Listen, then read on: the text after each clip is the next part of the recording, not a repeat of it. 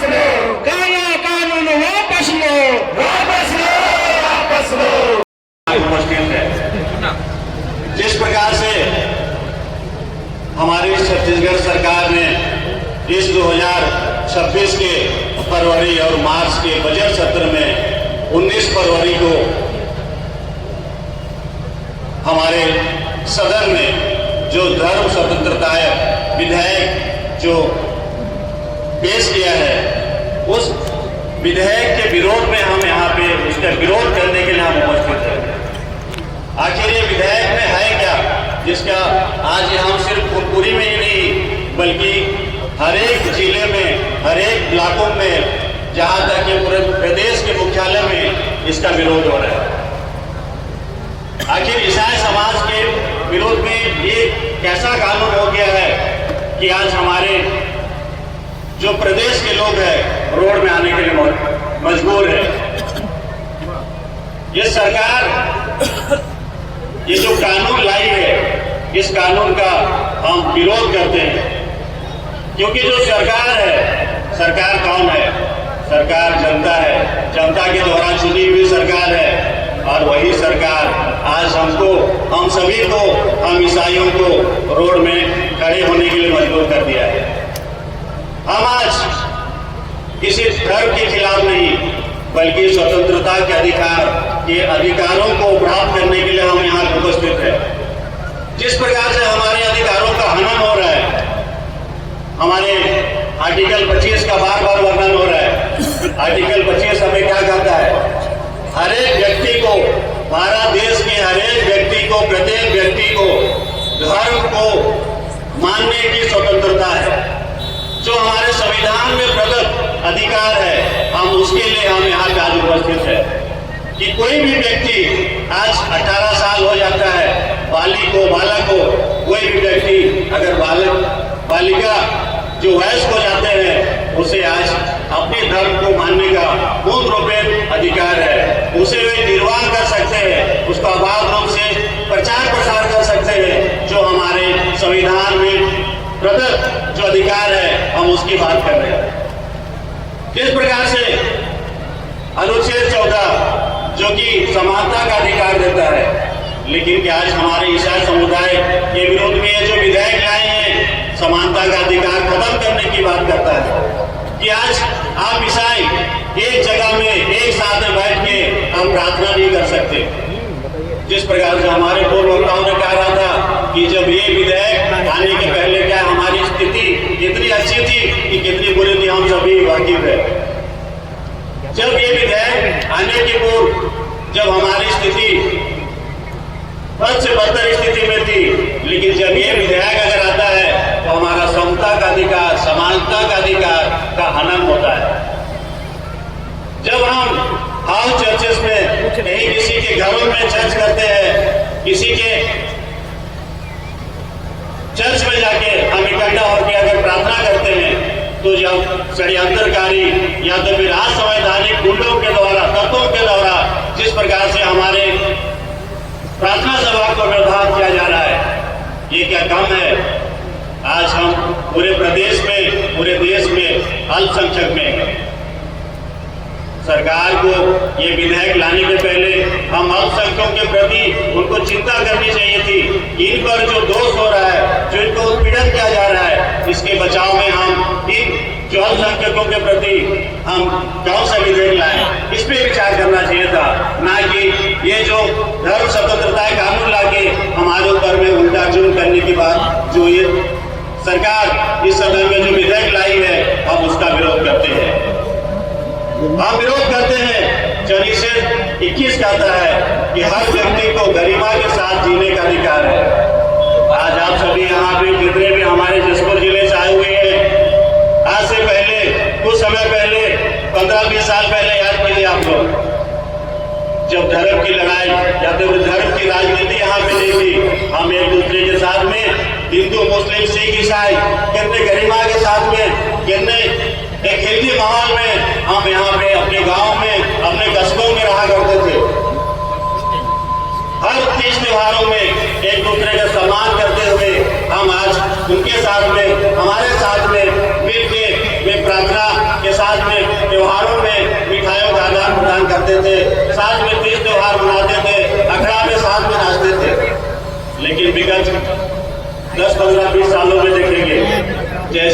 यहाँ पे धर्म की राजनीति का प्रवेश हुआ। जैसे ही जसपुर में धर्म की राजनीति का प्रवेश हुआ, हम समुदाय में समानता का अधिकार और व्यक्ति की गरिमा के साथ में जीने का अधिकार यहाँ पे खत्म होते जा रहा है। मैं चाहूंगा कि जिस प्रकार से संविधान की आत्मा का यहाँ पे हनन किया जा रहा है, क्योंकि संविधान की धारा में सारी चीजें जो इंगित है हम उसकी बात करते हैं, आप संविधान के विरोध में बात करते हैं, हम संविधान की स्वतंत्रता की बात करते हैं, आप बांटने की बात करते हैं। हम आज यहाँ पे जितने भी हमारे भाई बैठे हुए हैं अलग अलग समुदाय से, हम प्रेम की बात करते हैं, शांति की एकता बात करते हैं, हम भाईचारे की बात करते हैं। जसपुर जिला बहुत ही शांत प्रिय प्रदेश में एक राज्य होता था, जो कि छोटा नागपुर में हम आदिवासियों का एक गढ़ है जसपुर, जिसमें कि हम शांति प्रिय लोग यहाँ पे अपना अपना जीवन का निर्वाह अपने स्तर से करते थे। लेकिन आपने क्या किया, जैसे ही आपने यहाँ पे धार्मिक उन्माद फैलाने का काम किया, वैसे हमारे लोग सब अपने अपने कुटुंब में सिमट के रह गए। आप सामाजिक एकता की बात करते हैं, सामाजिक एकता है कहाँ? हर समाज में आप मनभेद, मुठभेद, टकराव की स्थिति पैदा करके यहाँ पे आज हमको सामने रख दिया है। मैं कहना चाहूंगा, इस प्रकार विद्वेषकारी लोगों के भावनाओं से, विचारों से हमें लड़ना होगा और हमारे जसपुर को नहीं पूरे प्रदेश को हमको एकजुट करके इनके विरोध में, हमको इनके खिलाफ में लड़ाई करने की आवश्यकता है। साथियों, जिस प्रकार से हम सभी जानते हैं कि हमारे भारत में सर्वप्रथम संत थॉमस का आगमन हुआ, जो कि दक्षिण भारत में उन्होंने पहली सदी में भारत में प्रवेश किया और उनके आज यहाँ पे भारत में प्रवेश के बाद में पूरे भारतवर्ष में आज ईसाई समुदाय आज यहाँ पे फूल फल रहा है। 1885 से लेके 1892 तक फादर कॉन्स्टेंटिनोस ने छोटा नागपुर क्षेत्र में प्रवेश किया।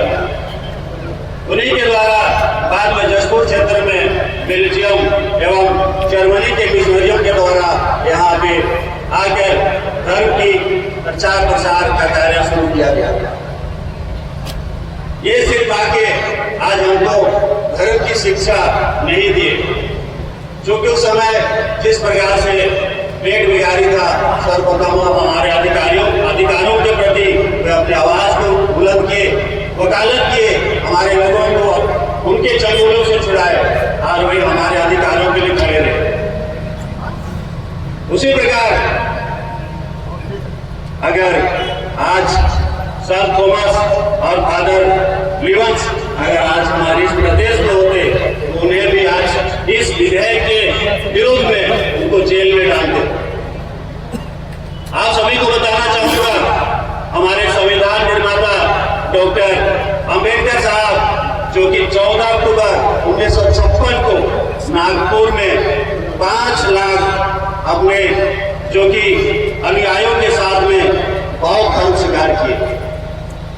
अगर आज वो छत्तीसगढ़ में होते, उनको ऊपर में भी धर्मांतरण का आरोप लगता और उन्हें कम से कम 10 साल 20 साल या तो फिर आजीवन यहाँ पे कारावास होता और उनको 10 लाख रुपया का यहाँ पे जुर्माना भी करना होता।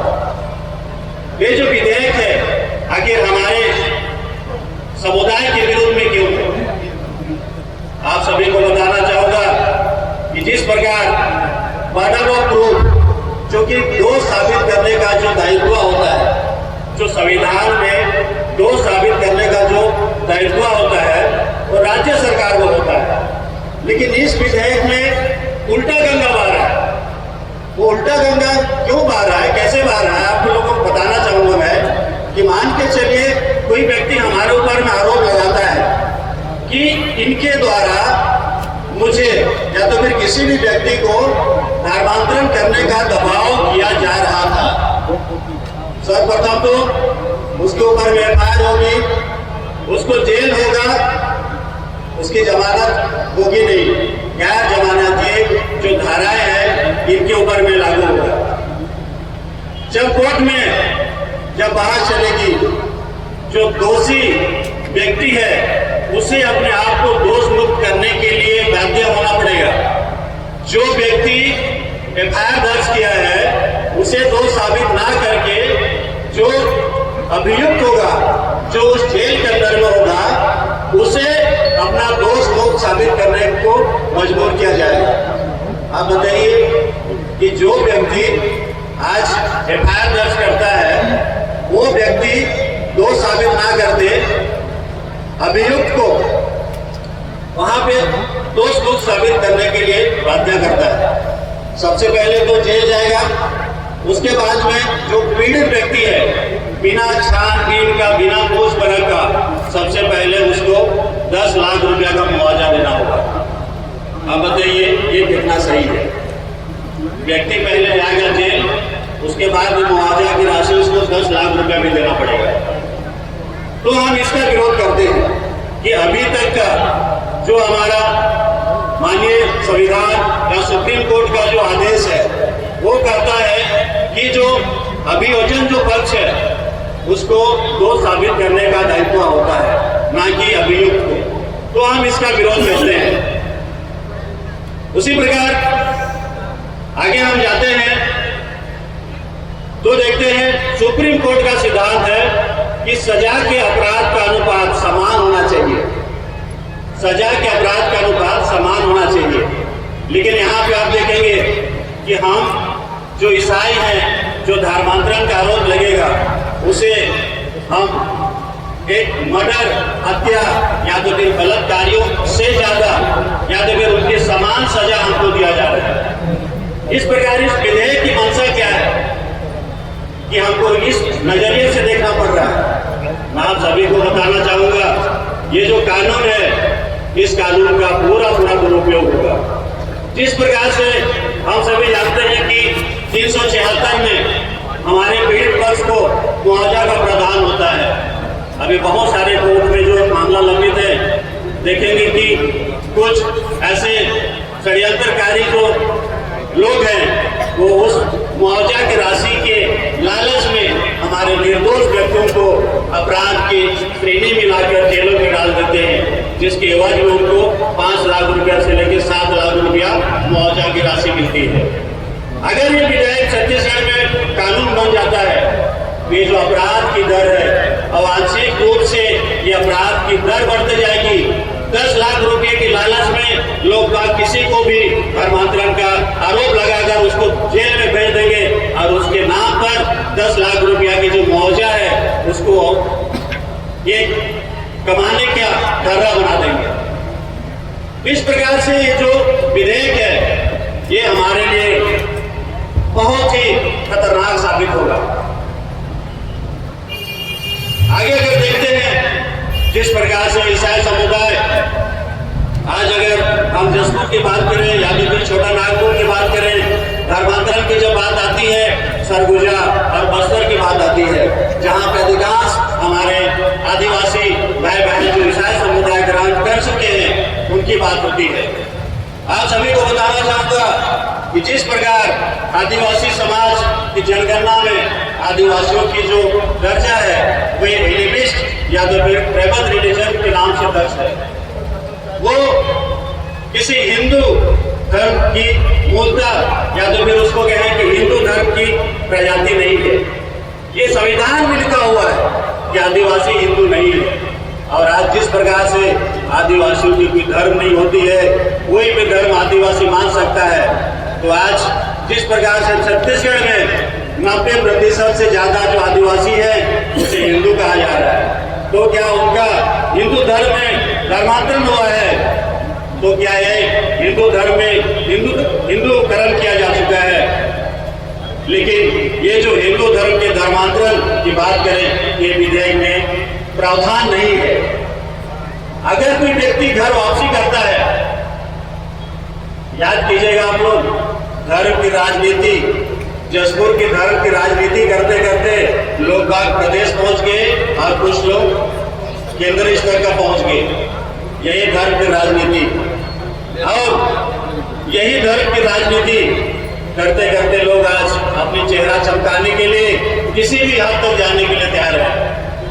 आप सभी को बात बताना चाहूंगा, इस विधेयक में अगर मान के चलिए किसी का धर्मांतरण होता है तो उस धर्मांतरण में जो धर्मांतरित करने वाले, जिसमें प्रीस्ट का नाम है, मौलवी का नाम है, फादर का उल्लेख है, लेकिन किसी भी पंडित पुजारी का नाम इसमें उल्लेख नहीं है। हम इसका विरोध करते हैं, हम समानता का विरोध करते हैं। अगर हमारे लिए कानून अगर ये बराबर है तो तुम्हारे लिए भी बराबर होना चाहिए। इसमें पक्षपात क्यों भाई? ये आप दुर्भावना से जो ग्रसित है, हम उसका विरोध करते हैं। ठीक है, आप कानून ला रहे हैं, अच्छी बात है, हम स्वागत करते हैं, लेकिन जो तुम्हारे लिए होगा वो भी हमारे लिए होगा, जो हमारे लिए होगा वो तुम्हारे लिए भी होगा। हम इसकी मांग करते हैं। जबकि मध्य प्रदेश कानून में जब धर्मांतरण वहां पे कानून लाया गया, उसमें पंडित और पुजारी सब शामिल है। मध्य प्रदेश के कानून में पुजारी और पंडित का शब्द शामिल है। उसी प्रकार उत्तर प्रदेश में कर्मकांडी शब्द का प्रयोग है, लेकिन छत्तीसगढ़ में किसी भी पुजारी या तो फिर पंडित का यहाँ पे उल्लेख नहीं है। हम कहना चाहेंगे, क्या छत्तीसगढ़ में यहाँ पे हिंदू धर्म को धर्म ही नहीं माना गया है क्या, जिसमें कि पंडित और पुजारी का नाम यहाँ पे गायब है? हम मांग करते हैं, अगर आप कानून लाते हैं, इसे भी आप समानता के अधिकार के तहत आप इसे जोड़िए। अगर आप लाना चाहते हैं तो किसी को दाहिना और किसी को बायां ना करें। समानता का अधिकार हमारा जो भारत का संविधान है वो हम सभी को मौलिक अधिकार देता है। हमें किसी से भीख मांगने की आवश्यकता नहीं है। उसी प्रकार यहाँ पे जिस प्रकार जसपुर में धर्मांतरण हम सभी सुनते आ रहे हैं। मैं बताना चाहूंगा, पिछले बार सदन में बत्तलगांव विधायक के द्वारा पूछा गया कि जसपुर में धर्मांतरण का जो आंकड़ा है वो कितना है। मैं आप सभी के सामने में रखना चाहूंगा, ये गृह मंत्रालय का रिपोर्ट है, ये मैं नहीं बता रहा हूं दोस्तों, आप सभी गांव से सुनिए। 2021 में जसपुर में धर्मांतरण का जो आरोप है वो मात्र 4 है। आप सभी ध्यान से सुनिए, मात्र 4 है। 2022 में मात्र 2 है। 2023 में निराम कोई नहीं। 2024 में निराम कोई नहीं। अब बताइए, जिस प्रकार से धर्मांतरण का यहाँ पे प्रोपोगंडा चलाया जाता है, एक माहौल बनाया जाता है, पूरे प्रदेश में आरोप लगाया जाता है, यहाँ पे जितने भी हमारे पास्टर है, पादरी है, प्रीस्ट है, धर्मांतरण करते हैं। तो जब धर्मांतरण करते हैं भैया, तो आपके पास में, सरकार के पास में तो आंकड़ा होना चाहिए था। आप आंकड़े की बिना बात करते हैं, आप अनावश्यक आरोप लगाते हैं। आप सभी याद कीजिए, जसपुर में जिस प्रकार से बाला चापर में एक सिस्टर के ऊपर में धर्मांतरण का केस लगा, सिस्टर आज बैजत करी है। इस प्रकार से अलग आरोप लगा के हमारे लोगों को बदनाम किया जाता है। हम तो शांति प्रिय लोग हैं, हम इस जितने भी इस मानव जाति के लोग हैं, हम सभी के लिए प्रार्थना करते हैं, हम भाईचारा की बात करते हैं। लेकिन ये जितने भी आरोप लगाए हैं, इसमें किसी में भी आपको बता दो कि किसी में धर्मांतरण का दोष साबित नहीं हुआ है। कोई मामला अभी भी कोर्ट में लंबित है, या तो फिर कोई निर्दोष साबित होगी, आज के लिए लगातार नहीं दे रहा है। इस प्रकार से जो एक प्रोपोगंडा हमारे विपक्षियों के द्वारा चलाया गया है, सरकार के जो नुमाइंदे हैं उनके संगठनों के द्वारा चलाया गया है, और ये विधेयक को लाने के लिए जिस प्रकार से सरकार के गृह मंत्री के द्वारा ये विधेयक को लाया गया, क्योंकि ये विधेयक पिछले कार्यकाल 2006 में लाया गया था। इसको राज्यपाल ने अनुमति ना देकर राष्ट्रपति को भेजा, राष्ट्रपति ने पुनः उसे राज्य सरकार को विचार के लिए भेजा। लेकिन इस सरकार इस बार क्या करती है कि 17 फरवरी को जो राष्ट्रपति के द्वारा छत्तीसगढ़ सरकार को विचार हेतु भेजी थी, उस विधेयक को इन्होंने सदन से विड्रॉल कर लेते हैं। जबकि उसमें विचार के लिए राष्ट्रपति के द्वारा प्रस्तुत किया गया, जिस समय वो जो विधेयक था वो मात्र 6 पेज पर था। 20 साल पहले जब 2006 में ये विधेयक सरकार के द्वारा लाया गया था, उसमें मात्र 6 पेज का विधेयक था। उसे इन्होंने सदन में विड्रॉल कर 19 फरवरी 2026 को पुनः धर्म स्वतंत्रता अधिनियम के कानून के तहत 20 पेज की कड़ी कठोर सजा के साथ में विधेयक को लाते हैं और छत्तीसगढ़ सरकार उसे पारित करती है, सदन उन्हें पारित करता है। और आप सभी को बताना चाहूंगा किस प्रकार से सदन में पारित होंगे, 2-3 चरणों में होंगे, हमारे राज्यपाल महोदय तक पहुंचती है। आज हम राज्यपाल महोदय से निवेदन करेंगे कि इस प्रकार हमारे ईसाई विरोधी कानून है, जो धर्मांतरण कानून है, उसे हस्ताक्षर ना करें, उसे पुनर्विचार हेतु राष्ट्रपति को भेजे कि वही इस पर कानून जो छत्तीसगढ़ की सरकार है जो विधेयक ला रही है ईसाइयों के प्रति, जिस प्रकार से विध्वंसकारी तत्वों के द्वारा और इनके जितने भी समूह के द्वारा हमारे समुदाय के खिलाफ में कठोर से कठोर कानून बनाकर हमको एक आपराधिक प्रवृत्ति के रूप में यहाँ पे दर्शाना चाह रहे हैं, हम उसका विरोध करते हैं। आप सभी को बताना चाहूंगा मैं, पूरे भारतवर्ष में 12 राज्यों की जो धर्म स्वतंत्रता विधेयक कानून है हमारे माननीय सुप्रीम कोर्ट में लंबित है साथियों। ये कौन सी जल्दबाजी थी कि जो 2006 के विधेयक को विड्रॉल कर पुनः 2026 की जो धर्म स्वतंत्रता विधेयक को तत्काल पारित करनी थी। जब मामला ऑलरेडी सुप्रीम कोर्ट में लंबित है, थोड़ा सा तो सबर कर लेते। इस प्रकार से जो जल्दबाजी में हमारे सदन के द्वारा जो धर्मांतरण कानून लाया गया है, हम उसका विरोध करते हैं, ताकि उसमें जो भी हमारी जो धर्मांतरण का परिभाषा है, बहुत सारे शब्दों का जो यहाँ पे अनुचित जो उच्चारण है या तो फिर उसका जो परिभाषा है वो वहां स्पष्ट है।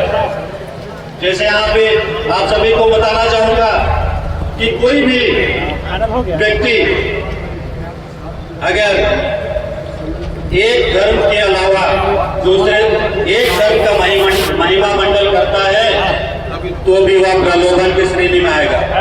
अब बताइए, हम भारतवर्ष के प्रत्येक धर्म का सम्मान करते हैं, हर धर्म के लोग अपने अपने भगवान का अपने अपने ईश्वर का महिमा मंडल करते हैं। यहाँ पे हम जिस प्रकार से बोलते हैं एक ही परमेश्वर है, उसको छोड़ और किसी की नहीं। इस संविधान इस विधेयक की अगर पारित होने पर हम ये जो शब्द बोल रहे हैं ना, ये भी नहीं बोल पाएंगे, क्योंकि इसमें इनका कहना है जैसे सदन में इनकी जो चर्चा हो रही थी 80 पेज की जो चर्चा में सुनेंगे, आप सभी का भी खून खौल बैठेगा।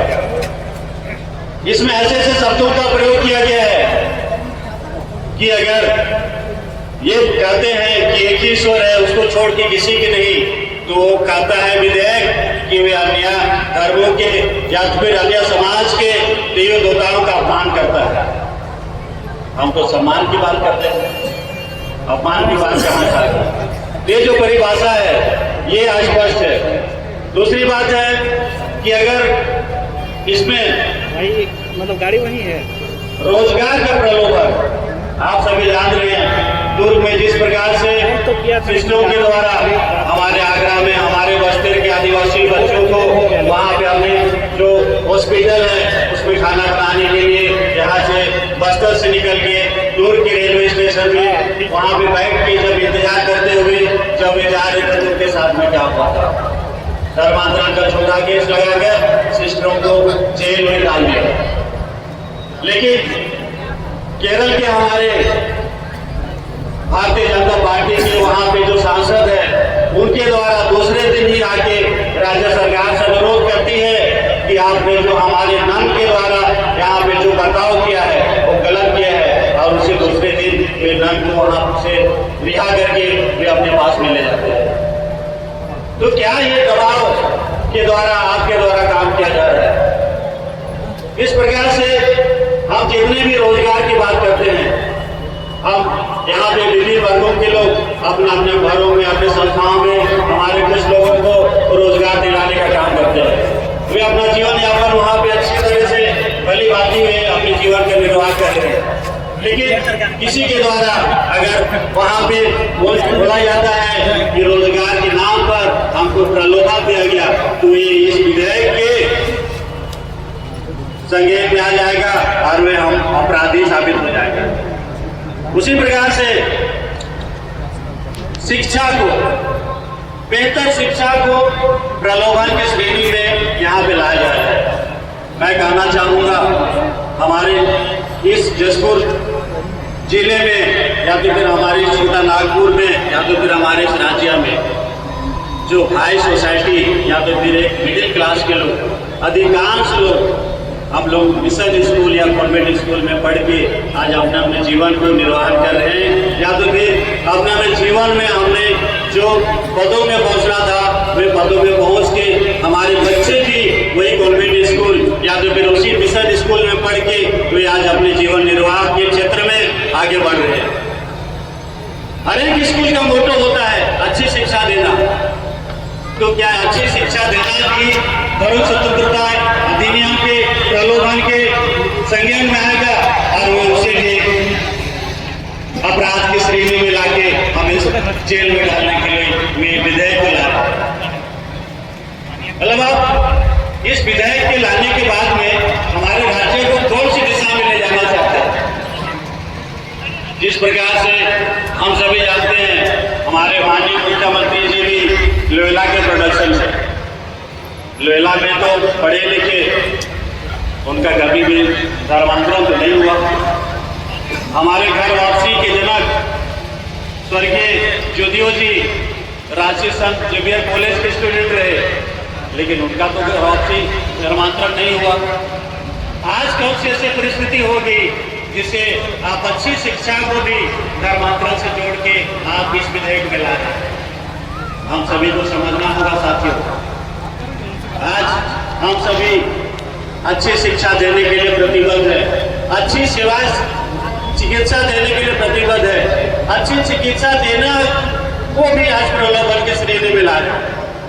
बताइए, आज जसपुर जिले में जब यहाँ पे चिकित्सा सुविधा दूर दूर नहीं था, हमारे होली क्रॉस यहाँ पे आज 50 साल से ज्यादा होगी अपनी सेवाएं दे रही है। जसपुर जिले में आज अगर होली क्रॉस की बात करें, अन्य हमारे मिशन जितने भी संस्थाएं हैं, आज यहाँ पे मैं सोचता हूँ कि जो हमारे धर्म का विरोध करते हैं, या तो फिर वे स्वयं वहाँ पे चिकित्सा सुविधा लिए होंगे, या तो फिर उनके परिवार का कोई ना कोई एक सदस्य वहाँ से चिकित्सा सुविधाओं का लाभ लिया होगा, लेकिन वहाँ से निकलने के बाद में राजनीति से प्रेरित होके वे उल्टा हमारे ऊपर में धर्मांतरण का आरोप लगाते हैं। मैं आप सभी से जानना चाहता हूँ, हमारे साथियों, अपनी अंतःकरण को जांचिए। क्या आप इस समाज को बांटने का काम कर रहे हैं? अपनी अंतरात्मा को जांचिए। आज हम ईसाई समुदाय किसी से लड़ने नहीं आए हैं, हमको शांति के प्रतीक है, हम भाईचारा बांटते हैं। जिए और जीने दो के उद्देश्य हमारे ऊपर भी लागू होता है। जिस प्रकार से हमारे महान संतों के द्वारा, धर्म गुरुओं के द्वारा जो बातें कही जाती है, हम उनका एक अनुयायी है। हम यहाँ पे कोई आपराधिक व्यक्ति नहीं है जो कि हम आपके बीच में घुस के हम अपराध करेंगे। धर्म किसी के बपौती का चीज नहीं है, धर्म एक आस्था का केंद्र है जो हमारे व्यक्ति की ऊपर स्वतंत्रता का अधिकार है। हम चाहे तो ईसाई धर्म को मान सकते हैं या तो अन्य धर्म को मान सकते हैं, कोई जोर जबरदस्ती नहीं। हमारे एक इंसानों के ऊपर में कोई होना वश नहीं कि हम किसी के ऊपर में धर्म को मानने के लिए दबाव कर सकते हैं। धर्म को शिक्षा से अपनाने का, अंगीकार करने का एक जो हमारे आध्यात्मिक शक्ति है उसके माध्यम से मिलता है। हम सभी जानते हैं विगत समय से जिस प्रकार से इस राज्य में जो चीजें हो रही है, हम सभी से कुछ छुपा हुआ चीज नहीं है। आगे अगर देखेंगे, अगर हम बेहतर जीवन शैली, बेटर लाइफ स्टाइल की बात करते हैं तो वही धर्मांतरण के कानून के श्रेणी में आते हैं। बताइए, कौन व्यक्ति आज बेहतर जीवन शैली जीने के लिए नहीं चाहता है? अगर आज हम साइकिल में चले, हमारी इच्छा होती है कि हम मोटरसाइकिल में चले। अगर मोटरसाइकिल में चलते हमें लगता है कि कार में चले। तो हर आदमी की इच्छा है कि भाई हम अपनी लाइफ को बेहतर बनाए, लेकिन आज इसमें कहा जाता है, इस विधेयक में कहा जाता है कि अगर आप बेहतर जीवन शैली जीने का प्रलोभन देते हैं तो वे धर्म विरोधी काम करते हैं और आप उसके लिए अपराधी होंगे। आगे कहता है उसी में डिजिटल मोड, क्योंकि अभी के समय में सोशल मीडिया का जमाना है साथियों। सोशल मीडिया में आप धर्म का प्रचार प्रसार नहीं कर सकते। ये किस प्रकार से विधेयक है? अब इसका विरोध करते हैं। सभी धर्मों का अपना अपना पेज है, अपना यूट्यूब चैनल है, फेसबुक है, इंस्टाग्राम है, जिसके माध्यम से हर एक व्यक्ति अपना धर्म का प्रचार प्रसार या तो फिर उसको निर्वाह अबाध रूप से करने का जो वहां पे घोषणा करता है। लेकिन इस विधेयक के आने के बाद में हम ये सारी चीजों को नहीं कर सकते। हम इन सारी चीजों को हम इस राज्यपाल को जो आज हमारे जो अधिकारी होंगे उसके माध्यम से ज्ञापन सौंपेंगे। हम ज्ञापन में यही शब्दों का उल्लेख किए हैं कि हमारा जो संविधान है अनुच्छेद 25 जो धर्म की स्वतंत्रता का अधिकार देता है, हम उस अधिकार को हमको दिया जाए। हमें व्यक्तिगत स्वतंत्रता दिया जाए। ये जो कानून है उसमें व्यक्ति की स्वतंत्रता का हनन है। व्यक्ति चाह के भी वे अपने स्वतंत्रता के साथ में अपने धर्म को मानने से मजबूर नहीं कर सकते हैं।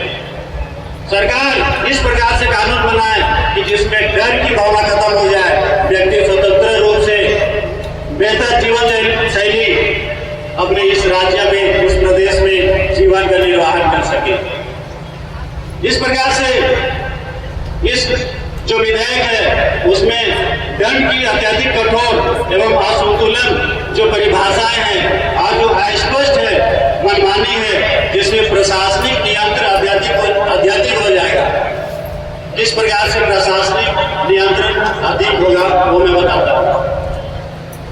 अब जिस प्रकार से हम आज तक जानते हैं कि अपराध की श्रेणी को साबित करने के लिए कोर्ट मान्य है, लेकिन इस जो विधेयक है, इस विधेयक के उल्लेख में ये कहा गया है कि जो सक्षम अधिकारी है वो उसे दोष साबित कर सकता है कि जो हम आवेदन करेंगे, जो धर्मांतरण करने वाला जो व्यक्ति होगा वो व्यक्ति के द्वारा जो सक्षम अधिकारी के पास में जो वे अपना आवेदन प्रस्तुत करेंगे, सक्षम अधिकारी उसको संज्ञान में लेगा और उसका जांच पड़ताल करेगा। जांच पड़ताल में अधिकारी अगर उसमें दोष साबित कर देता है तो वो दोषी साबित हो जाएगा। बताइए इस प्रकार से ये कैसे कानून है, कैसे विधेयक है जो कि एक जो कानूनी प्रक्रिया है उसे आज यहाँ भी प्रशासनिक नियंत्रण में लाके खड़ा कर दे रहा है। जबकि न्यायिक प्रक्रिया कहता है सेपरेशन ऑफ पावर के सिद्धांत की विपरीत है। मतलब जिस प्रकार से हमारे सुप्रीम कोर्ट और संविधान जो कहता है उसके विपरीत है। इसे हम राज्यपाल को हम ज्ञापन में देते हैं कि इस जो विधेयक है उसे अनुमति ना दी जाए। इस बात का हम कठोर विरोध करते हैं।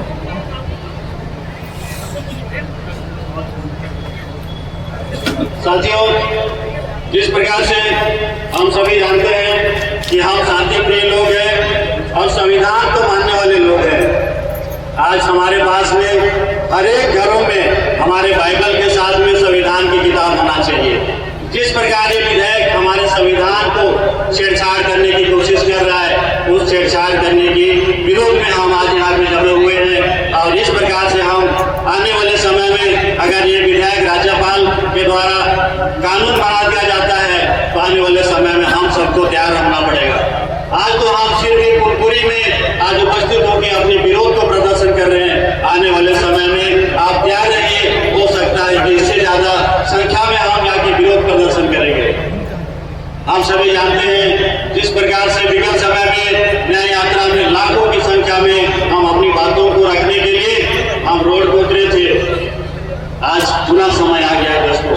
हम सभी जानते हैं हमारे ईसा मसीह को भी अपने आप को मसीह बताने के लिए सूली में चढ़ना पड़ा और वो दिन आ गया है। हम पुण्य सप्ताह में हैं। हम सभी को भी आज प्रूव करने की आवश्यकता होती है कि हम सच्चे ईसाई हैं, हम शांति के वाहक हैं। और आज हम सभी ये लड़ाई को किसी धर्म की लड़ाई नहीं बल्कि हर नागरिक की स्वतंत्रता की लड़ाई है। हम ये लड़ाई संविधान की आत्मा की लड़ाई है। इसलिए आप सभी सजग होकर मुखर होकर अपनी जगहों से आए हुए हैं और ये आज यहाँ पे जो विरोध प्रदर्शन है उसकी लाव गाव जलाए रहिए। यही बातों के साथ में मैं आप सभी को बातों को सुनने के लिए धन्यवाद देता हूँ और पुनः आप सभी को पुण्य सप्ताह की बहुत बहुत शुभकामनाएं देते हुए आपको बधाई देता हूँ। आप सभी को बहुत बहुत धन्यवाद।